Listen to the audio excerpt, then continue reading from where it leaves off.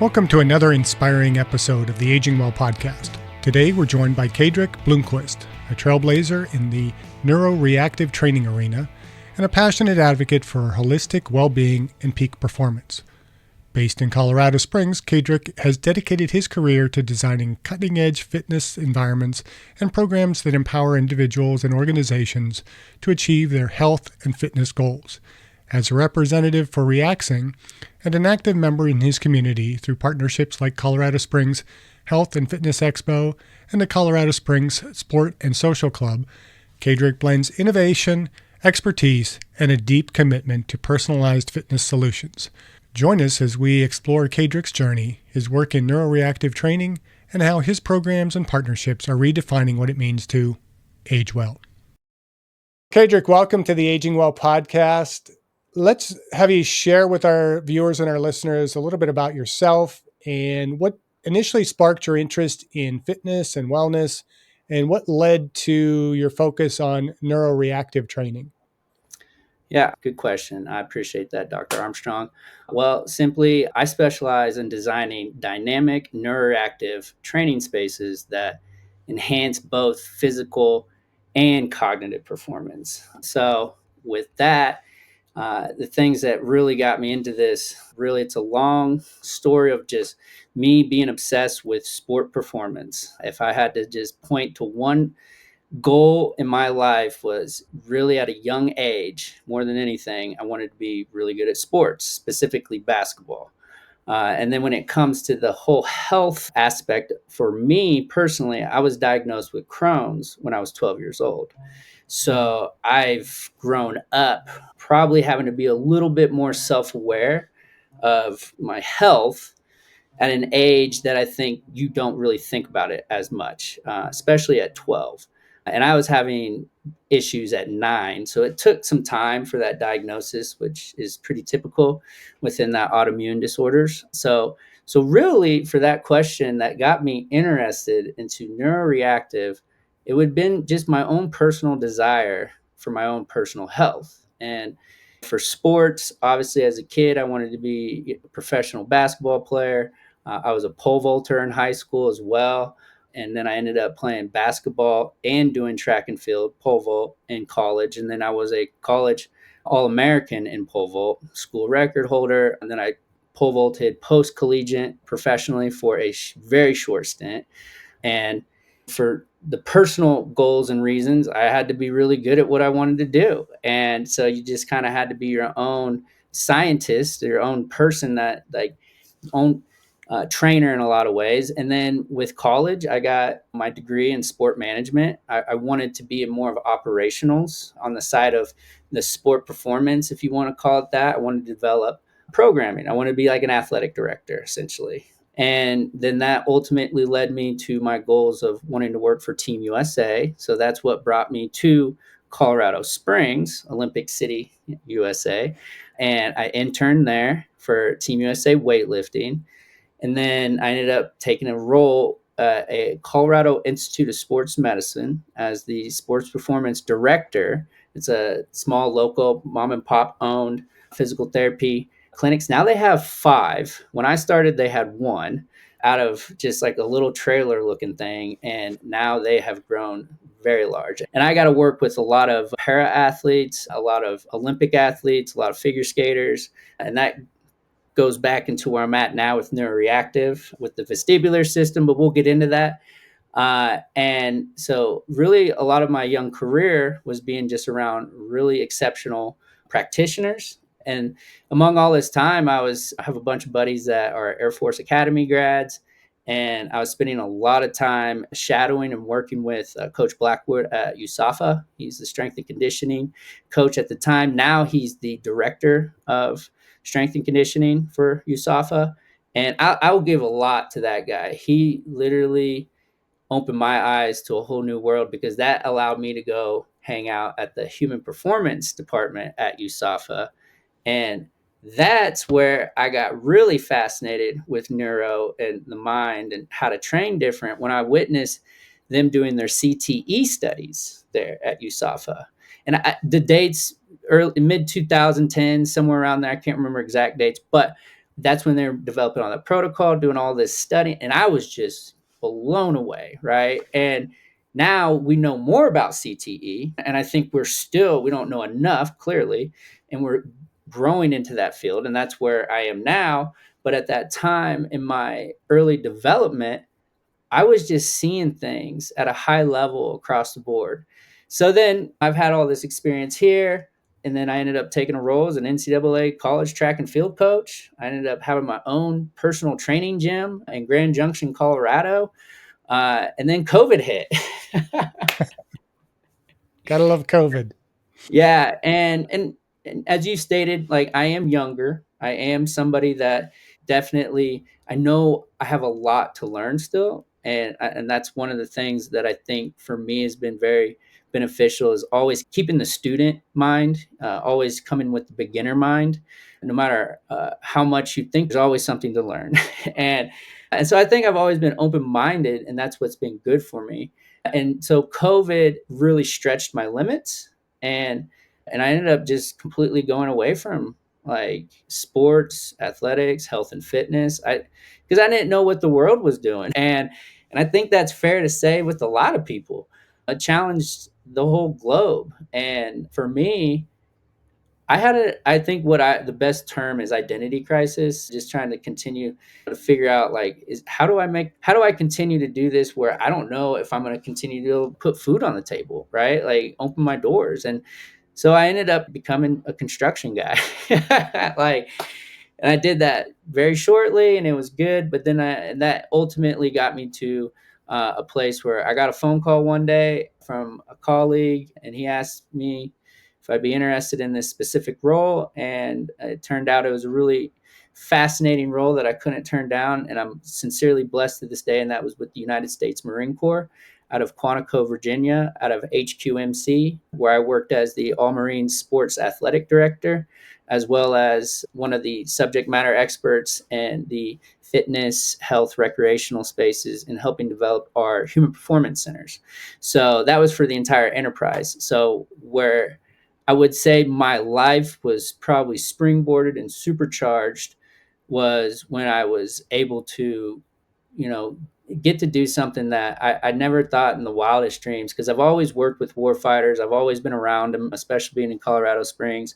Out of all the places I've worked, Colorado Institute of Sports Medicine, I mean, the owner was a former Green Beret veteran. I mean, it's the only community I've ever known. So, and my brother was a Marine. So, and as I stated earlier, I was very adamant about as an athlete, going to the Naval Academy, but I had Crohn's disease. My uncle is a retired colonel from the Army, and the list goes on. My whole family, it was a very, well, I mean, it was a blessing from God, and the opportunity to serve in that way. And that's just what really opened my eyes into where I'm at now. And really the mission on wanting to, how do we design these spaces that don't only address the strength and conditioning, the sports performance, even within the medical field as well, but also combining that cognitive piece that I think is so important. And now we're seeing with things like type 3 diabetes and the medical world, what we understand with our food and movement, and how all this stuff is correlated, and it's very multifaceted. It's a lot. So I saw this opportunity when I was working with Reaxing when I was at the Marine Corps, and I just, I fell in love with what was going on, and I still work with our DoD partners. That's one of the coolest thing about what I get to do today. So I'm still very fortunate there. That's, and then Sandy Griffin out here, her and her husband and her impact. And before I go too far, I am on the Colorado Springs Health and Fitness Advisory Board. So there's another big part about who I am. And I am working with Sandy Griffin with that. But I know that was a long answer to where I got and where I'm at now. But I think it's important to recognize that it's really hard to know what to specialize in, I think, when you're young. I mean, and I still feel very young. But I'm a big believer in that you have to try things. You have to be interested in multiple different things. And it's a lot like this podcast that I've been listening to a lot. Like I really have. Like the last one with the magnesium doctor that I just listened to, name is escaping me, but I am the biggest fan of magnesium. So I want to emphasize that again. what everything he was saying about magnesium, I will just back that. And I will say I'll add one extra supplement that I love to add with magnesium is L-theanine. It's a great synergistic supplement that goes great with magnesium, and you can pair it in the morning and in the evening based on the type of magnesiums that he was referring to that are best. And I have found profound effects. And I agree 100% as a trainer and as somebody that's been in the field for so long, everybody's deficient in magnesium. It's because we don't have it in the soil. I mean, it's not rocket science. So it's like Yeah. we have to get it somehow. And I cannot advocate enough, if you're going to age well, you have to supplement, because you're just not getting the nutrition from our food sources. It's just not there, even if it's organic. So I like the words, and we can play games with the words and semantics, but you really just have to supplement that stuff you're not getting. So, but we can dive into that stuff later. So, but for me, Neuro-Reactive, that's who I am. Well, that was a great plug for Patrick Sullivan Jr. and Jigsaw Health. That's who we had in episode 215. Sandy Griffin, our regular listeners will know Sandy because she's been on numerous episodes with us. I love Sandy. We're going to have her back on here hopefully shortly. We're going to bring on all the dominant ladies there from Colorado Springs. We're supposed to have Adeline Gray, going to have Sally Roberts back on, and hopefully Sarah McMahon as well. I want to have all four of them on there, and I'm going to feel like I'm going to feel like I'm in the Amazon with the Amazon women, because they're all studs in their own way, and I'm looking forward to that. And you mentioned age and needing to learn and wanting to learn and all that stuff. I'm coming up on 62 and I still have a lot to learn. And so I think part of aging well is having that attitude of I don't know everything and I just got to keep learning and being willing to grow and to try new things. And that sounds like the approach you're taking in life. So even though you're only 35, you're aging well. So I look forward to appreciate it. seeing what you're like when you're my age. Probably, hopefully, a lot better than where I'm at right now. But hopefully, I am still around at that point too. So that's my goal. And hopefully, I'm still feeling pretty young at that age. So, talking about continuing to learn and to grow and to kind of gain more knowledge for our listeners and our viewers that are unfamiliar with neuroreactive training, can you explain what it entails and how it benefits our overall well-being, not only for human performance, but also just well-being in general? Absolutely. And so neuroreactive is a kind of a newer term. I'm sure anytime we put neuro in front of something, right, it's generally we get all these different terminologies. But yeah, essentially what I will break it down into three components when I think about neuroreactive. Okay, there's perturbation, right? That's being moved off your center of gravity randomly. There's proprioception, right? Knowing your place in space, moving parts of the body to be oriented.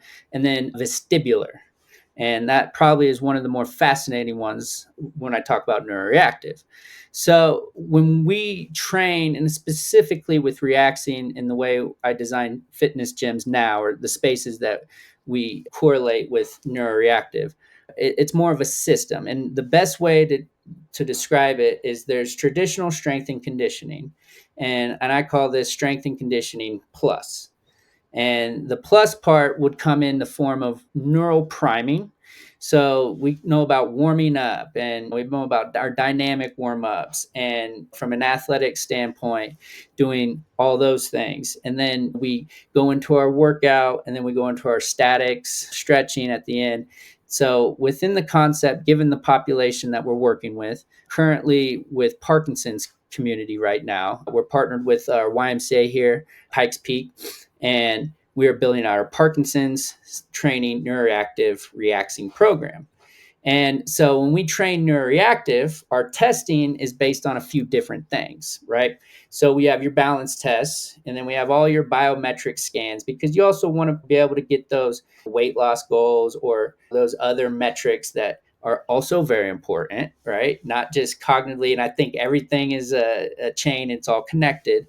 So we also get the basic dynamics of those, and then we will add in more vestibular testing as well. And are you very familiar with Z Health, I'm Dr. not. Cobb's?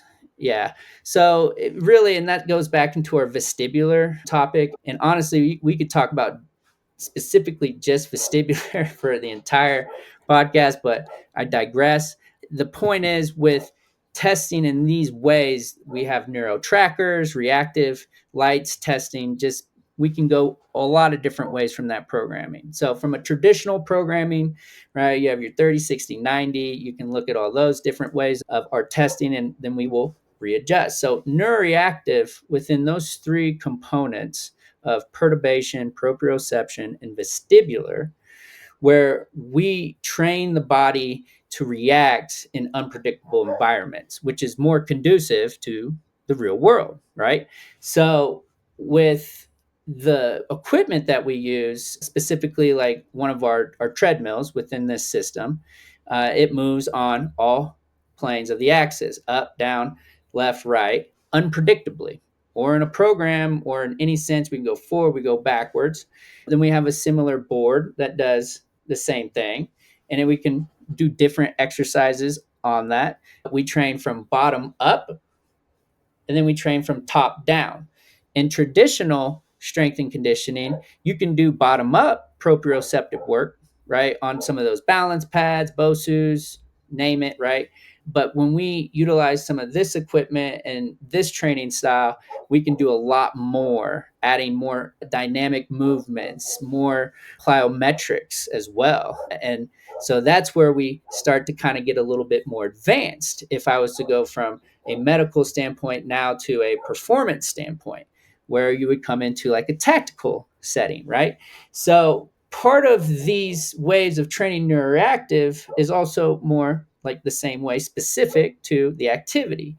And we have a lot of awesome partners that we're working with right now, like Bill Parisi with it was Speed School. He is like the godfather. We have Michel Decourt. He is the co-founder of Institute of Motion, or the founder of Institute of Motion. And those two guys right there are the forethought leaders in this industry and pushing the envelope and how we not only train medical but to performance into the whole human, right? Because the way I look at it is you have a brain, we can train it. And so today's environment, we have to essentially create an overstimulated environment. And then that in turn will train you to be able to react.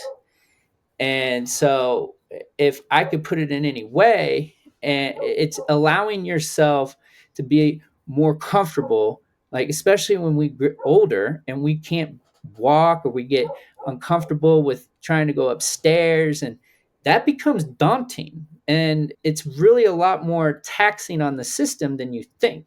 So when we train neuroreactively, we train the whole central nervous system. So it's actually doing more with less.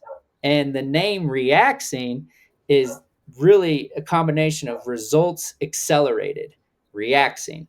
So we really are capable of getting more with less, but as well as increasing your fascia, right? Your tension with your ligaments and strength in all those areas, as well as developing that mind body connection. And when you do all three of those things and you start to build, right, then the world kind of looks different to you. So when we add that with the strength and conditioning in the traditional form, plus now the neuroreactive, it's really like, to me, the evolution of health and fitness. So I think that we all recognize that, it's, you have to move, you have to do these things, but you also have to be in some way strategic in how you do these things. And so that's where neuroreactive training comes into play, right? And that's where I've just been, this has been probably one of the, we talk about learning and learning new things and being humble. And this is a new frontier. This is completely, in a lot of ways, it's stuff that we're understanding more. And then we get into sleep. And that's where all of this really, for me, comes to the meeting point, is like, this affects sleep. And you wouldn't, and it's not the typical sleep from like you're just tired from exercising.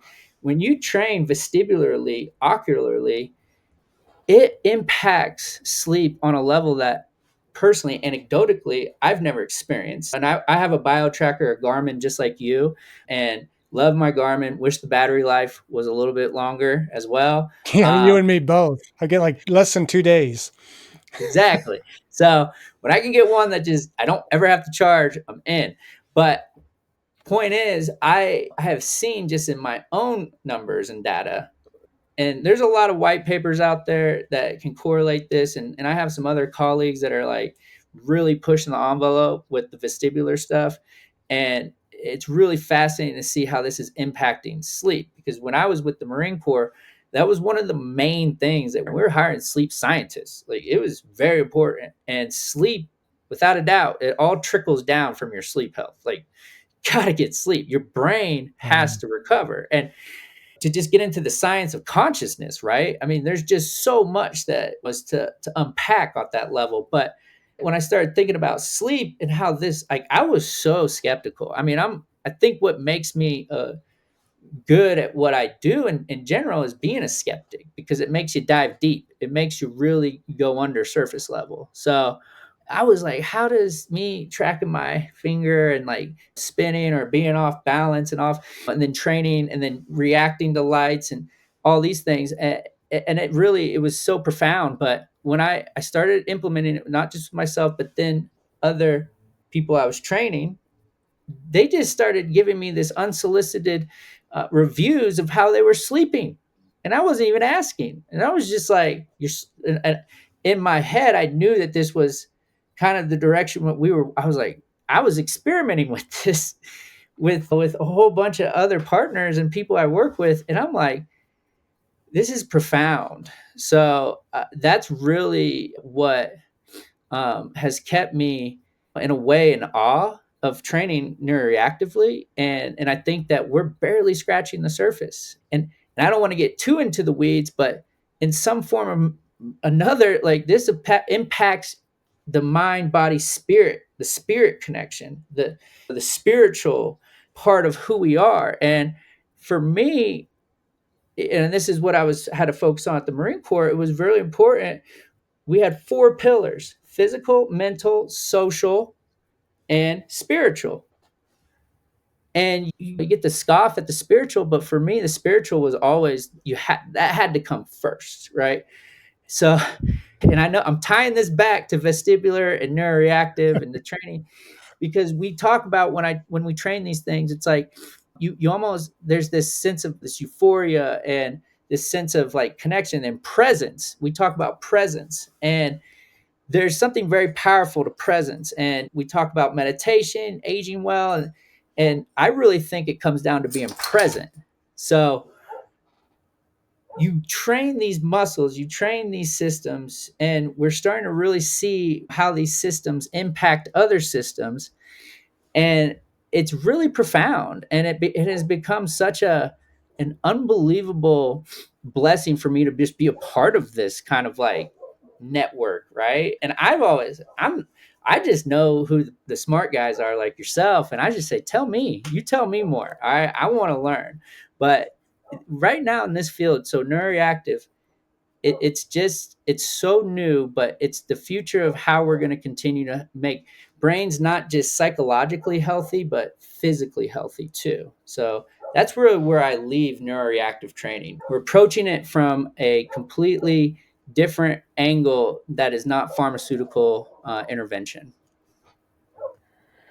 Yeah, I've long taught my students that you train the brain. And that goes back to when I was doing more Athletic Republic and we were doing more speed, agility type of training. Mm-hmm. But as we've evolved this podcast, I'm going to have to start paying my friend Jay for every time we plug him, because he's the one that kind of identified that every time I talk about the spiritual, physical, intellectual, emotional, and social, I've always put it in that order. And he's like, are you intentional about that? Because it spells out spies. And so he caught on to that. So we always talk about spies now. Oh, And the intellectual was the only one you really kind of didn't mention in there, but it all ties in. So yeah, building off of the same pillars that the Marine Corps follows, all of that stuff is connected. And the more we start talking about the nervous system it almost is like that's one of those key connective pieces between the physical and the spiritual. And there's just so much more going on in there that I can't even begin to comprehend just yet. And those two form really, the spiritual and the physical, to me, form the base of the whole wellness, what I describe now as a pyramid, where we build on top of that physical, spiritual connection. The intellectual allows us to understand it a little bit more, to carry over into the emotional. And without that base, you can't be socially well. Yeah. And I think what was important, social fitness, social health, right? And I think I've said that early on in our conversation. Like, I surround myself with people that are going to raise me up. And even in a sense that social fitness, you need to continue to learn how to have fun. I'm a very competitive person, but you know, but I still, I need that social group, right? And then that ties into that spiritual connection, and that was a higher purpose, and your camaraderie and the brotherhood and the fraternities, and it's so important. And I am beyond fascinated with the science of consciousness as well, and really the world we're stepping into right now with all that. So for me, I'm a student with my notepad out. Yeah. You have to be. And I think that's part of aging well, is being that perpetual student, always open to new ideas and growing your mind, growing, your spirit and all those aspects. We started out, I think when we started the podcast, I had really four pillars that I had developed when I was teaching pathophysiology and exercise, that if you wanted to have longevity and remain healthy, have good health span, you needed to exercise, eat a healthy diet, get adequate sleep. Actually, no, adequate sleep wasn't even in there yet. It was maintain a healthy body composition and don't smoke. Those Got four things. And then we've added in that sleep piece, and you brought that up. And more recently, we've started adding, I've had a lot of people talk about the social connectedness. it. And I prefer to kind of put a capital P, purposeful, in front of that. Because like you said, you have to surround yourself with the people that are building you up, because it's easy to have social connections that are bringing us down. The group you go to the bar with and you get in fights or you get drunk with, all that, that's not building you up. No. It's those people that challenge you socially, spiritually, physically, intellectually, emotionally, and socially.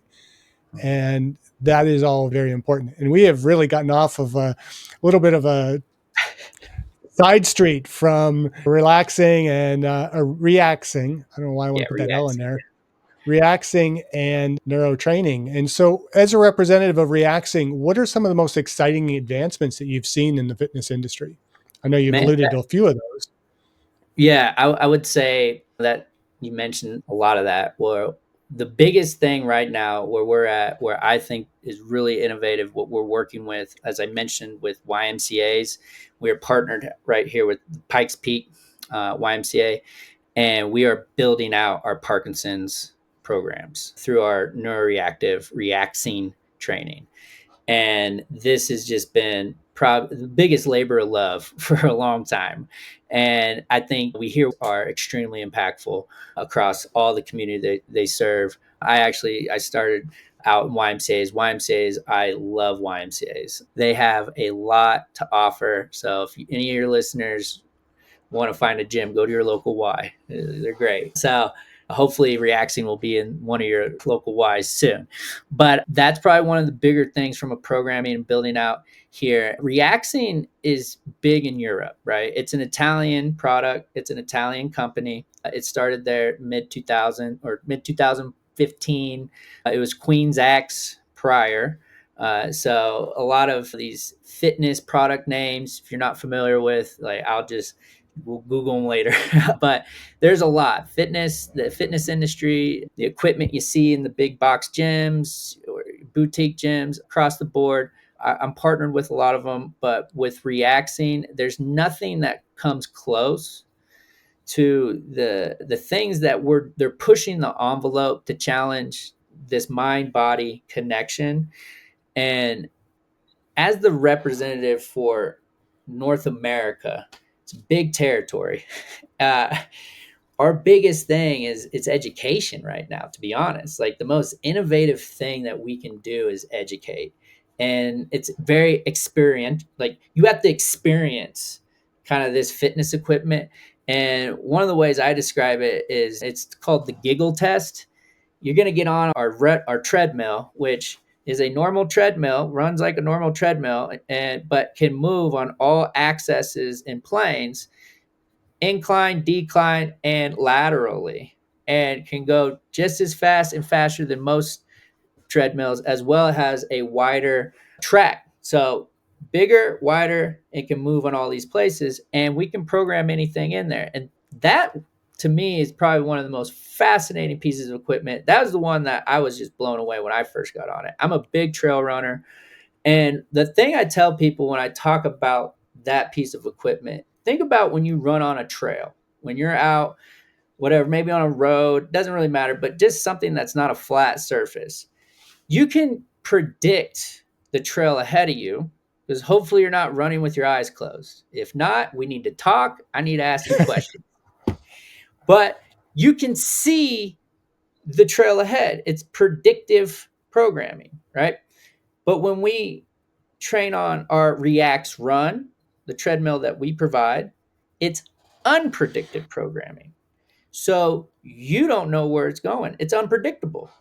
So that's the biggest thing about a lot of this. And we can, and the cool thing is all this stuff is very dialed in. I can dial in, I can slow it down, I can increase the speed, I can pause it, I can hold it, I can move it in any different way. So you can see where the applications from medical can come into play. Like we have worked with a bunch of physical therapists. We're partnered with a bunch performance and all these different things. The equipment itself, why it's so innovative is that we've been able to provide what I call like a micro dose of a roller coaster for your brain. And as a kid in young development, what do kids love to do? They love to spin in circles. I mean, we play games, Ring Around the Rosie. We have merry-go-rounds. Like we have a game where you put a bat on your head, you spin, and then try to run as fast as you can. Like, what is that kid doing? Well, you're training your brain, right? You're developing that vestibular muscle. You're doing all these things. But then you get older and then you can't even sit in a car sometimes. You get dizzy just standing up or turning your head too quick, right? What happened?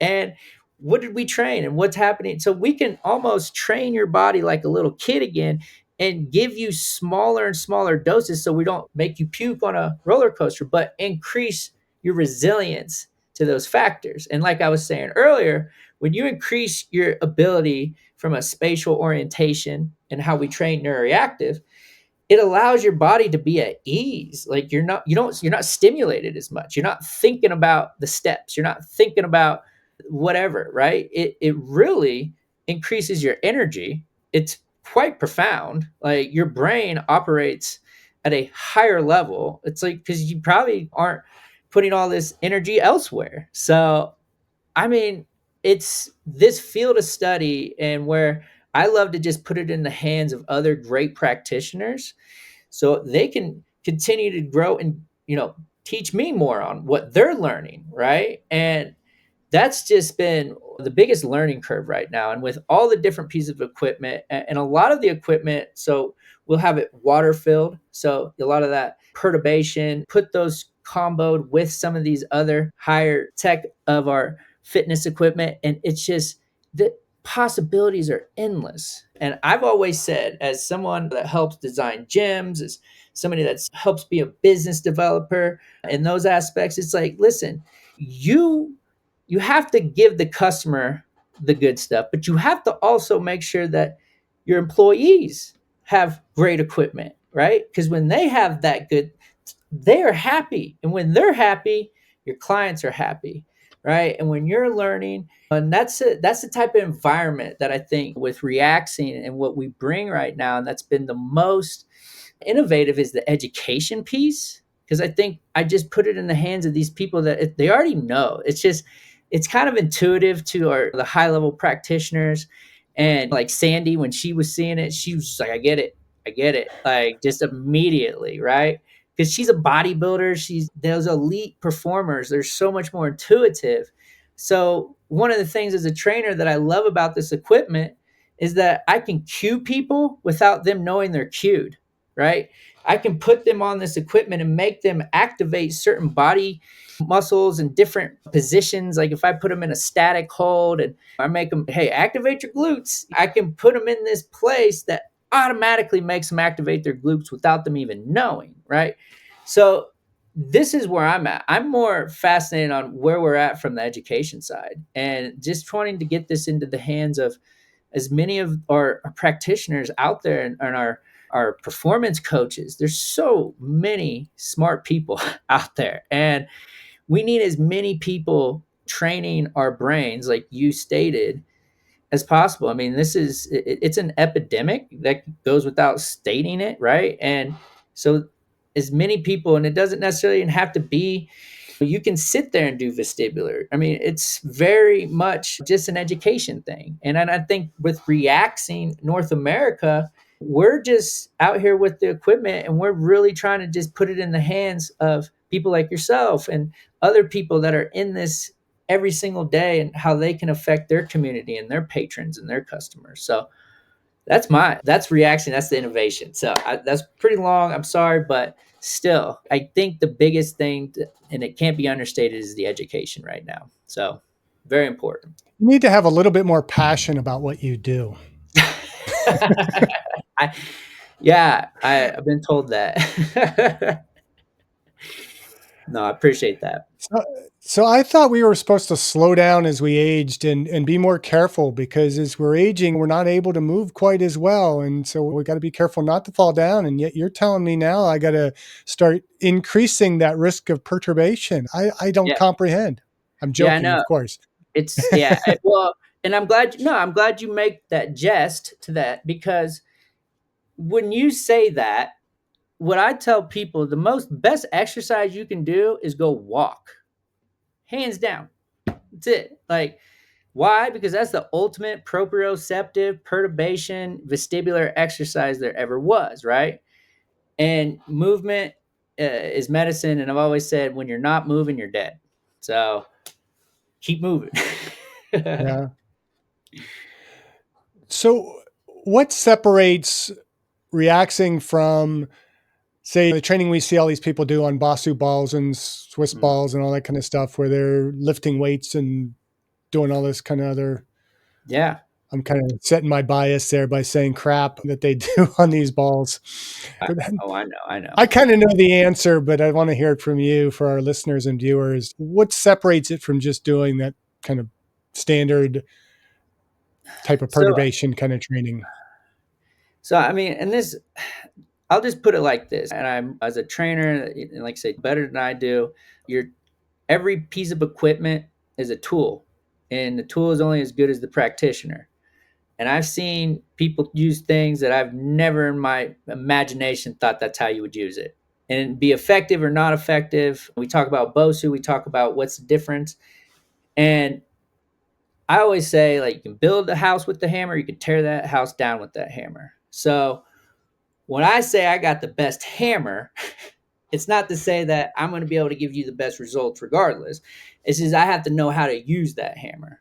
And so when I was talking earlier, one of the things we kind of key on when we train Neuro-Reactive is that we can train top down, right? Like, so I can put one of the pieces of equipment, we have water filled weights that move as you move, right? And I can add other exercises in combination with that, right? Now, Reax board in combination to some of those other similar things. That's that big board that moves on its own. So that's bottom up, right? So that's more, we're getting that stimulus from the bottom up, and we can have a top down stimulus. Now, the difference is, if I was to put you on a BOSU or whatever, that's going to move based on your movement. If I put you on the board, you're going to move based on the board's movement. So you're having to react versus reacting to an unstable surface as is, right?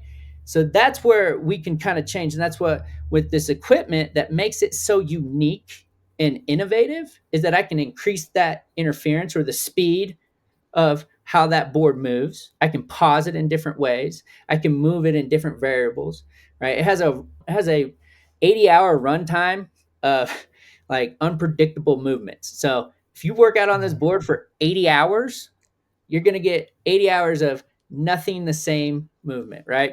So the biggest difference is that we control that surface versus you reacting just to an unstable surface. Now, I'm going to add a caveat to that. I could take that BOSU, I could put it on my board and have a combination of me controlling what that stable surface is or what it isn't at whatever speed I want, as well as us reacting to another unstable. So then you get second, scale it up even more, right? And when you train, once again, it's all about scalability, right? So for the approach, and I love our Reax board, and it's 4x8, just for the listeners, get it in their head. It's a 4x8 board. Looks like, so think of a plywood board, right? That moves on all planes and all axes. And as it just kind of, and we can control, and it, like I said, we can do dynamic plyometrics on there. It can hold up to about 400 some pounds at a plyometric weight and 900 pounds at a static weight.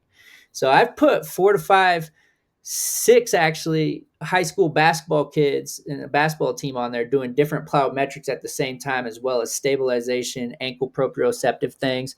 Great for warming up. Back to that neural priming aspect, right? So that's what makes it different. The biggest difference is that we control the environment a little bit more. Same thing with that run, the treadmill. I can run like a normal treadmill, or I can increase that interference and make you react to the unpredictable environment, right? So that's where the difference lies. Yeah, I like that. It actually, if our listeners are familiar with the principles of adaptation, it kind of checks the box for progressive overload, which I find a lot of exercise that we are pushing on people, there's no progressive overload. And if you don't have progressive overload, there's no adaptation. I'm glad you made that point. Overload is crucial, and it can be scaled at any level for any person, right? And it just, like, once again, the practitioner has, like, the tool analogy, right? Give me any tool, don't matter, you still have to know how to use said tool. Build the house or tear it down. And that's back to my whole innovation of education right now. That's really what I think Reaxing, and we have an unbelievable director of education, Jeremy Strom, with Reaxing North America. He's been with Free Motion, another great fitness equipment, and I want to say this too. The health and fitness industry is a young industry. It really, to me, I mean, like, if you were to see somebody running on the street in 1960, you would think they were running from the cops or they're running from somebody. Nobody's running in 1960. What are you doing? I'm doing it for what's cardio? It's heart health. Why do you need heart health? Right? Now you think that's silly if I said cardio. Now everybody runs, right? So it's a very young industry. And that's why I really emphasize the education side on that one. That's why I love this podcast. So it sounds like this isn't just for the athlete, that it, or even like the Parkinson's patient, that it's for pretty much anybody in between, all sizes, all shapes, all levels of ability. So what kind of strategies do you kind of incorporate to ensure that the programs and facilities are more inclusive and accessible to people like of all ages and fitness levels? That's a great question. The biggest thing, I will state it again, our partnership with our YMCA out here, Pikes Peak YMCA. And clearly, once again, that's the best way to be the most inclusive. And we have multiple programs. Like, I could go down the list from performance to youth to diabetes, cancer, anything you could think of, we have that on there. And I'll share that with you too. I'll share you, we got a whole set of those slides. But where you can get this right now, for the most part, YMCA is our only partner at the moment that we're growing on the national scale. And we have some West Coast partners. That's the biggest thing. We just got to get it to where people can experience it. Now, when you want to, anybody can train Neuro-Reactive, though, in a sense. Like, we have different equipment that's not always the big stuff. But once again, Neuro-Reactive can be just as simple as walking, right? So for for my role right now, I'm just trying to get awareness, and I want people more or less to understand that movement is medicine. And as we talk about, this is for everybody. It's like, if you, I can't state this enough either. Like, we have an epidemic in our brain health, and everybody knows somebody that has suffered with some neurodegenerative or neurodivergent disorder, and it's very debilitating and it's hard on the family. And so, whether you are, not, that's not for you, like medically, like you're not worried about any sort of neurodegenerative disorders, like, it's a matter of like you having more fulfillment. And I think you mentioned that earlier. And where I come back to, because it's really personal, my father has Parkinson's. And sometimes you don't realize these symptoms go way, like they start way earlier than you realize. And then you don't do something until it's too late. So moving and staying active is really the only answer to anybody.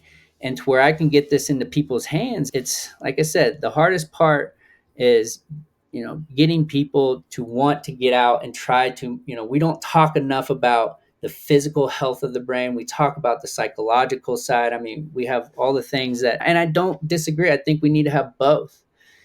And we look at the foods that we eat, we look at just the stuff that we put in our heads just from what we watch, and then the lights that we get into our eyes. I mean, we talk about sleep hygiene. I mean, so I know it's a long way to answer that question too.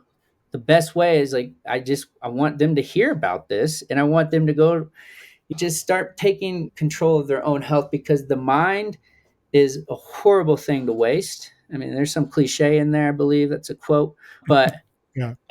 I just think that we're moving into this world where technology is not going away. And we're going to continue as humans do. We usually take the easiest path, the path of least resistance. And you and I both know resistance builds muscle. And so resistance, and like I said, to get people using this stuff, everybody needs to do it. Everybody needs to, and I believe now more than ever, and I've been saying this as somebody that I train, like I do this every day. I do these Z health exercises, and that's something we implement in our reacting systems when we train neuroreactively. And it is profound. Like I said, we could talk for 3 hours about the eyeball and the connection with the vestibular inner ear and all that stuff. And it's got 2 cranial nerves associated with it. And I don't know if your listeners know how many cranial nerves there are. There's only 12. So it's got 2 of them. It's pretty important. That's how I look at Yeah. it. And it's everything. So everybody needs it. Yeah. Sorry. Long-winded answer, I know. Oh, that's quite all right. I found it interesting that you lumped the neurodivergent in with neurodegenerative. And I don't think we think about that as much. And I got my head spinning a little bit in terms of what do we do for like kids with ADHD and all that kind of stuff. I mean, how much could this benefit them in terms of stimulating the brain in a way that may actually calm it? I Yes. get kind of charged when I start talking new technologies and how it ties into kind of exercise science and just our overall well-being. And I see some benefit there. So I got one of the best partners I'm working with right now. He's up in Rockville, Maryland. Fitness for Health, Mark Sickle. He's been using. We have our fluid-filled balls called Fluies, and that is, and I am sincere about some of the stuff I've seen with some these people. They love these balls because they have colors in them, and it keeps them engaged, right? And so he's been using these Fluies for the past 6 years now, and now they're weighted as well. So we call the term is gamify, right? And with that neurodivergent population, and he works primarily with autistic children and across the board with he has OTs and PTs there. And that was one of the things, especially when I was getting back to like putting yourself on like our board or a run that moves, it's almost like a little dose of a roller coaster. And one of the things that I've noticed, and this is something, if you've ever looked into autistic children, like to spin a lot. There's a lot of like, it's an interesting YouTube rabbit hole, but you'll see there's just, it's a thing. Autistic children will just stand in a kitchen and just spin for hours sometimes. Now, this is some stuff that I've worked with a lady in Minneapolis, Minnesota. She works with a bunch of populations. She's vestibular training services, and the big population she works with is ADHD, autism, and a lot of TBI and CTE concussion type patients. And I have witnessed some of the most profound things, and even talking to the parents of these children that have ADHD and autism, from doing just this very specific vestibular training and essentially spinning them. It's really like very profound. And out adding in ocular training as well.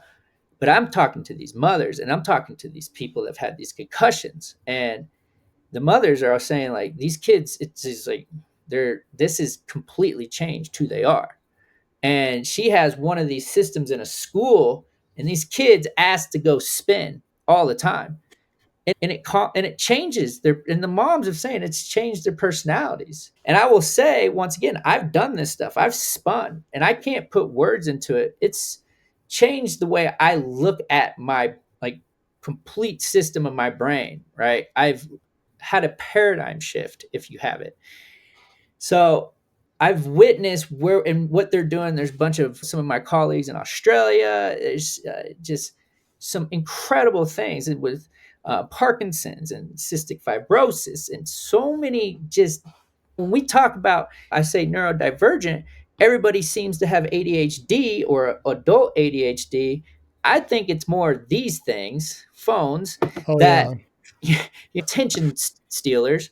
But you also have to keep in mind this: you're looking at a nearsighted small object for how long in your day?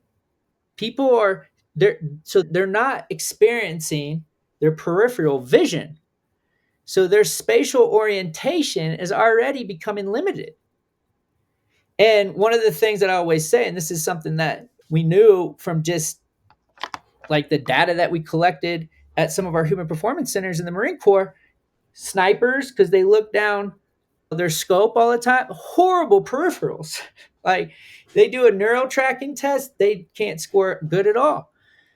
But what's profound is when we train them to get better from some of these other technologies that are out there, regardless, doesn't matter what you do, what you call it, but you start to train that peripheral, it actually increases your vision narrowly, right? And so you get better peripheral vision. You also get better acute vision, right?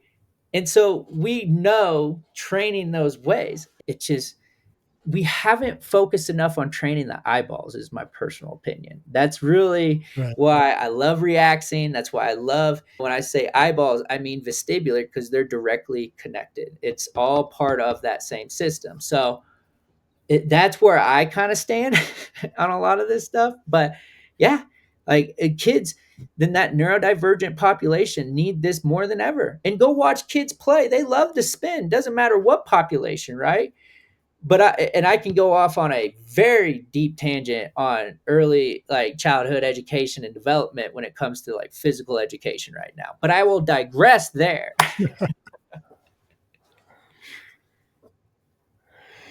So, what else makes neuroreactive training so beneficial for healthy aging, and particularly as we get to be older adults?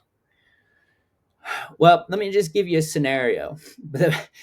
I'm in Colorado. It's icy, right? It's cold. All right. You might want to go for a walk. And back to what I was saying earlier, what's my number one exercise? Walking, right? Walking. And I can't state that enough. Walking is great for aging well, always, right?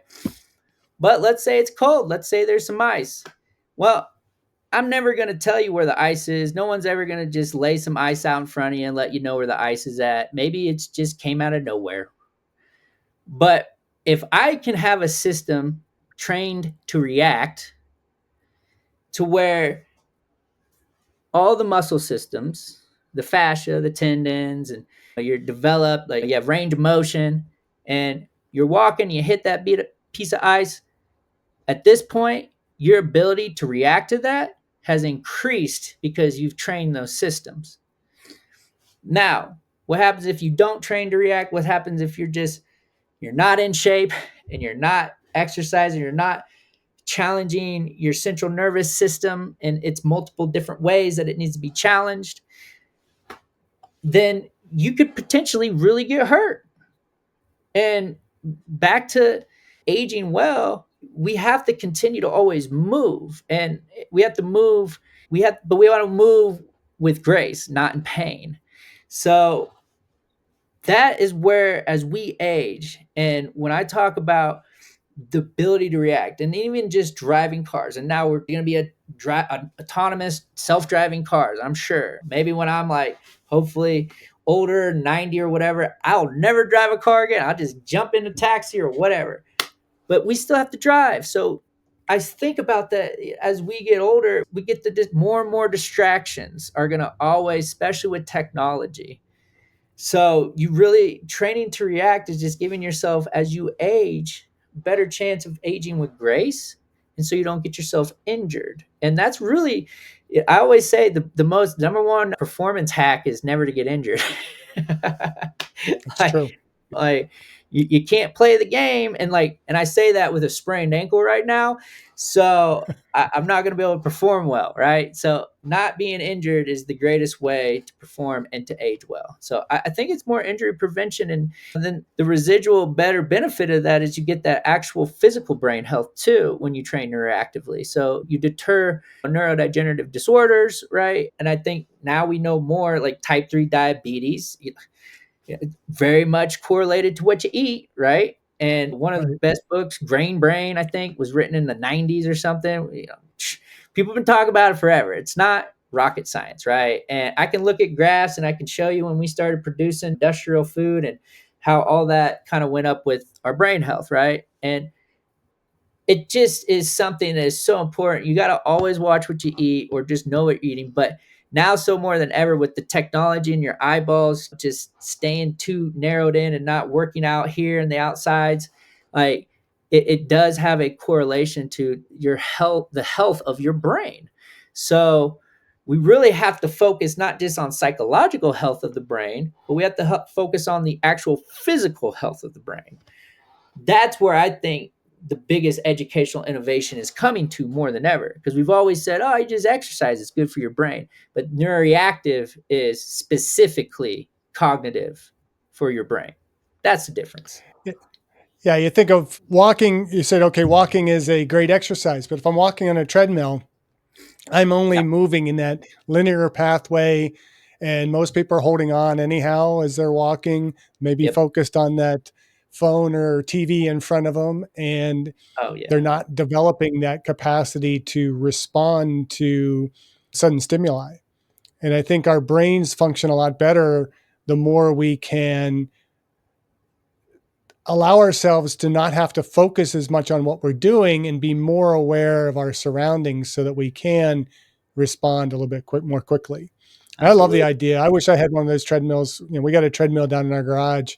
Now I kind of want to figure out, okay, how can I get that thing to move in multi directions to kind of make it a Yeah. little bit more interesting? Yeah. But Sometimes I reference it to putting a treadmill on a boat. So if you have a little boat out there, just go throw your treadmill on your rowboat. there you Kind go. of like that. I can just build a pool in the backyard, put a float out there, put the treadmill on top of it, and Yeah. go from there. Yeah. And I saw some, I think on the website for Reaxing, doing some stuff where it's like on a floating pad on the Yeah. pool. Yep. Yeah. Yeah. So we have a lot of great product lines that all revolve around our philosophy and the methodology in training neuroactively. One of my favorite ones, and And honestly, I'll get you some of these. I'll get you a chain. I love these kinetic chains that we use called the Reax chains. So I'll get your address and I'll send you a couple. But these have been absolute game changer for me. Like, I'm a big yoga fan.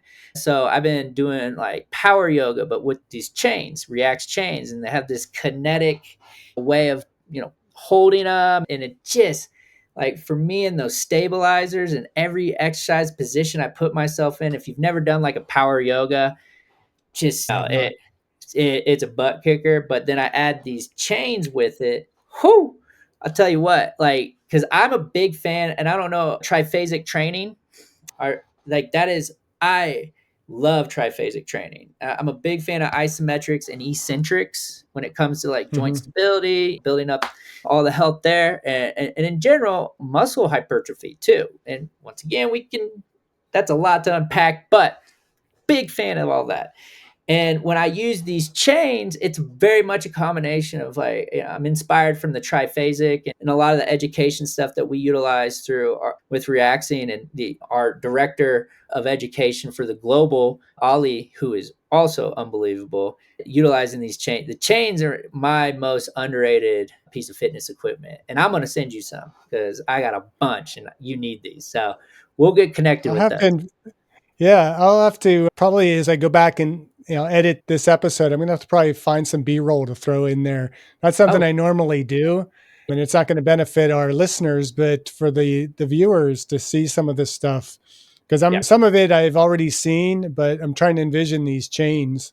I mean, Well, I've I used will. chain from like the cat training. Yeah. I'm trying to think what it stands for now. What is it? It's not constant acceleration training, it's something acceleration training, but horrible that I don't know that off the top of my head, but it's maybe We one of could. my senior brain moments. But We're having a brain. uh, yeah, I get kind of off topic, and it's like, okay, I gotta get back to another level of knowledge. You start thinking of too much stuff. But I like using the chains in training just for that kind of dynamic resistance as I'm moving through the range of motion. It gives you a little bit different stability. But Mhm. this sounds like it's even more exciting than that. So I'm Yeah, looking and forward. that's more on that perturbation side of stuff.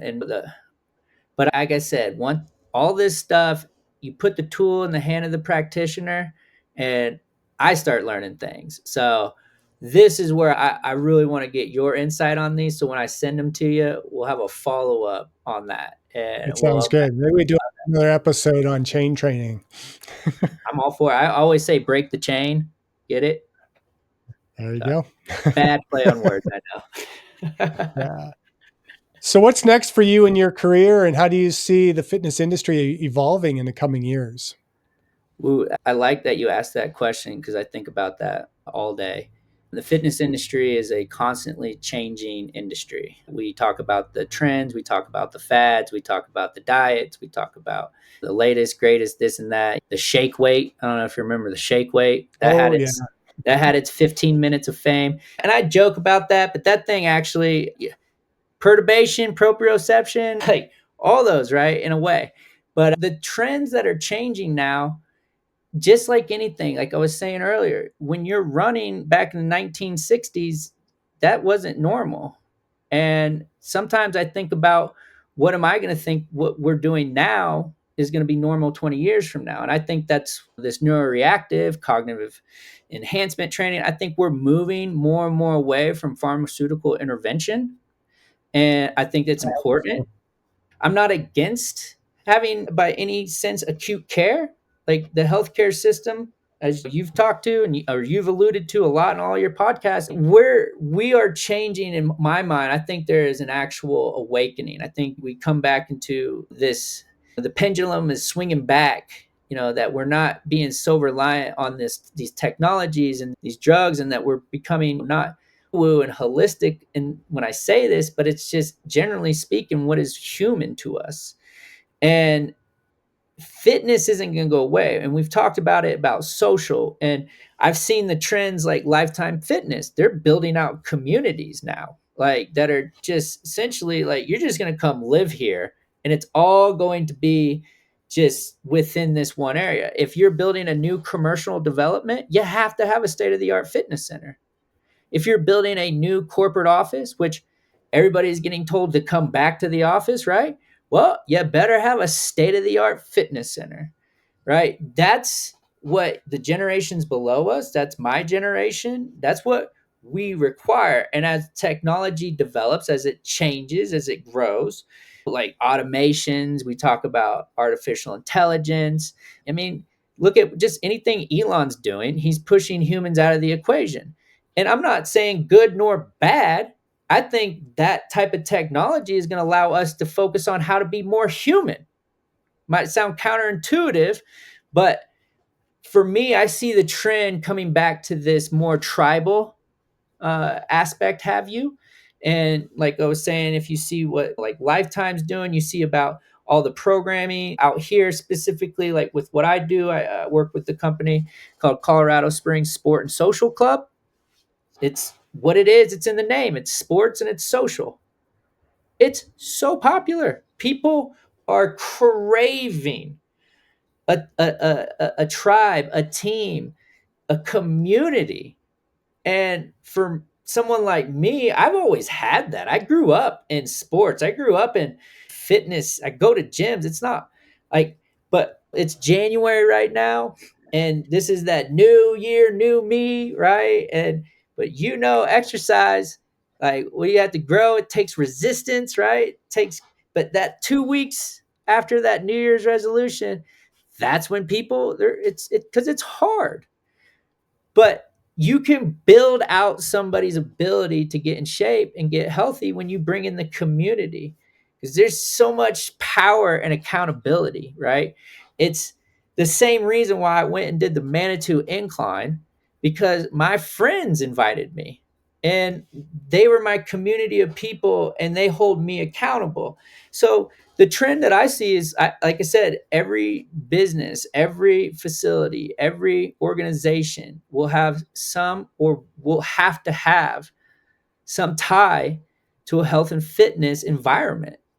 It just will be necessary. And the thing I loved about the Marine Corps from an operational executive standpoint in the offices, because we're in cubicles a lot, all right, they want you. We have gyms in every offices. You go work out, right? Like, you have to go work out. Even if you're a civilian employee, you go work out. They want you to. And I'm like, good. Like, it's how I get through the second half of my day. I'm a lunch workout guy. That's when I work out. So the trends are moving into the social side. Like, I can't stress that enough. Like, uh, my magnesium doctor, like, good gosh, he nailed it. Like, pickleball, that's your trend. Yeah. But yeah, hopefully we are moving towards that. So, and I believe it is. So I know it is, and I'm so pumped to be a part of it. And then the biggest trend is the Colorado Springs Health and Fitness Expo that Sandy Head Griffin. for Sandy. Yeah, that's trending up too. So just FYI. Yep. Yeah, but no, that's my answer. So the question I ask everybody, and we've kind of alluded to this throughout today's conversation, but what are you doing personally to age well? All right. Well, I have a lot, but I'm going to stick on just one. Okay. Because like Okay. I actually wrote out a list of stuff because I knew this was coming, but I mean, I can read the list, but I won't go into the list. How about that? And I'll just tell you the one that I'm fascinated with now more than ever. But I'm big on meditation. I'm big on intermittent fasting. We talk about supplementing. I think supplementing you have to do it. Magnesium is great. I would add in fiber. I think people need to get more fiber, like psyllium husk of some sort. And then if you want to do brain health, choline, that's great. Or MCT oil, fats. They love that. But the thing that I am absolutely fascinated right now is red light therapy.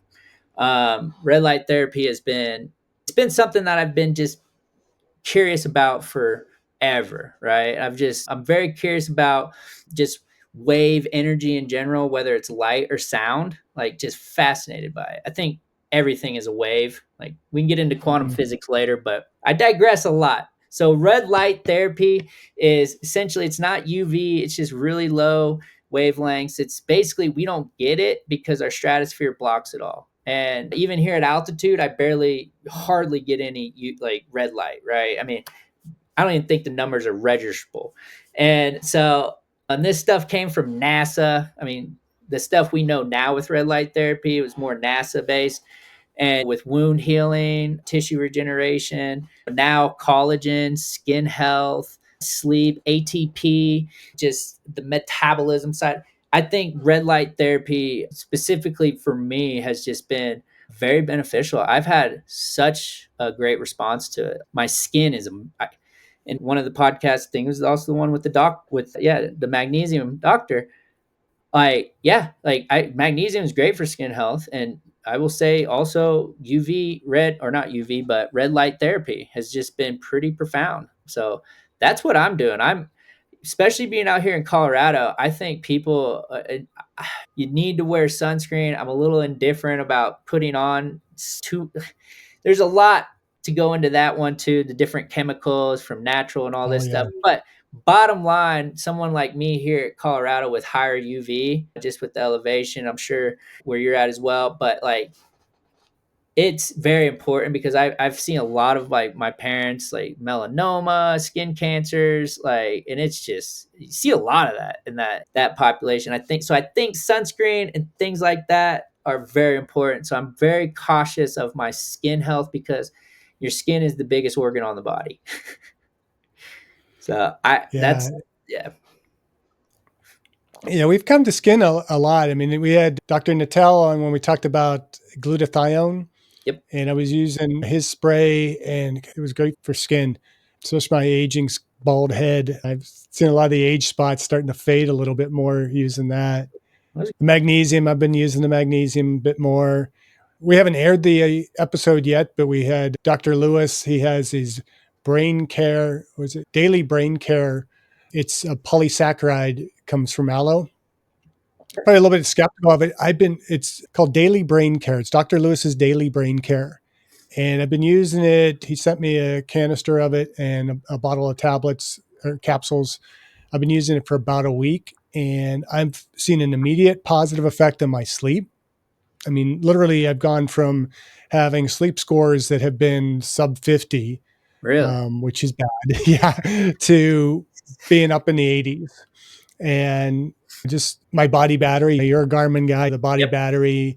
I've been struggling to keep my body battery charged above 50. I'm back up in the 70s, high 70s, low 80s.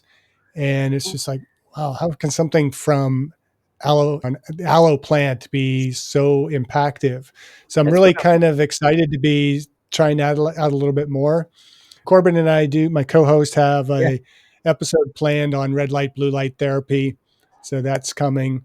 So exploring a Yeah. lot of these different things and seeing what's working, what's not working. And as Sandy would say, I'm all about cutting through the bullshit. And No, when the you are. stuff is bullshit, we will point it out. But the stuff that works is the stuff that we're really trying to promote. And Yeah. so, really glad we had you on today to talk about the neuroreactive training and reaxing.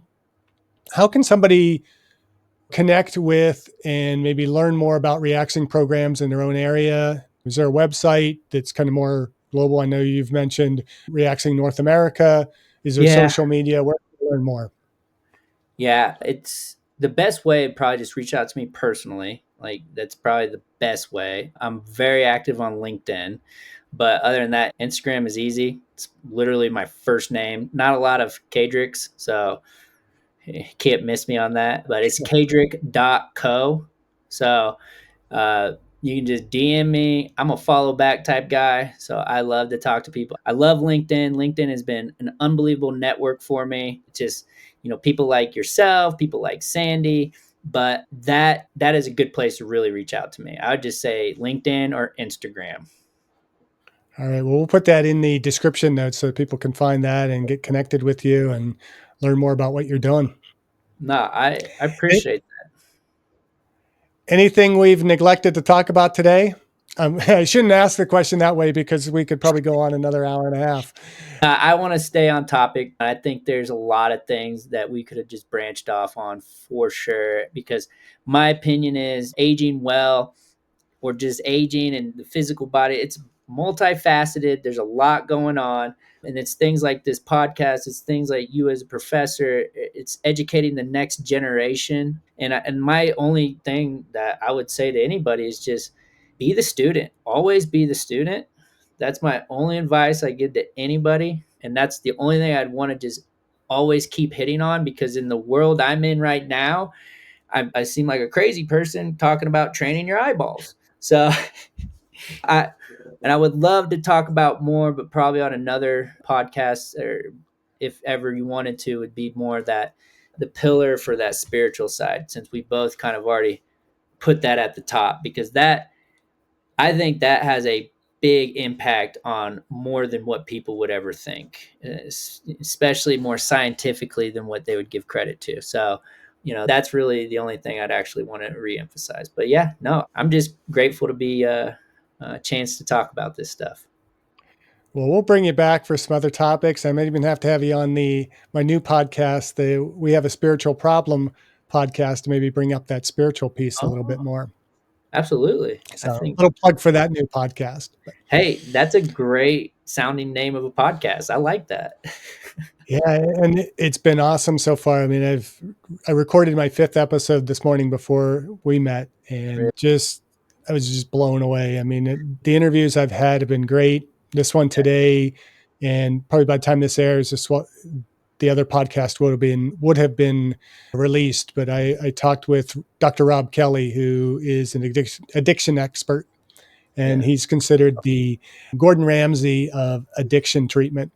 Just a fascinating guy. He's had a really long and storied past, and just kind of, you talk about recovering from hitting rock bottom. He was bassist, played with Queen and Bowie and Yeah. Elton John, and hit rock bottom, had an addiction issue, ended up homeless, and now he is probably hands down the best addiction doctor in the country and in the world. Okay. And so it's a really great episode. So a little plug for the We Have a Spiritual Problem podcast, and I guess an invite as well for you to kind of step on board to come on to that one. But Absolutely. this has just been a really awesome conversation, and I know there's so much more we can talk about. So until then, I'm just going to tell you to keep doing what you're doing and keep aging well. No, I appreciate that, Dr. Armstrong, and you do the same, sir. Thank you for listening. I hope you benefited from today's podcast. And until next time, keep aging well.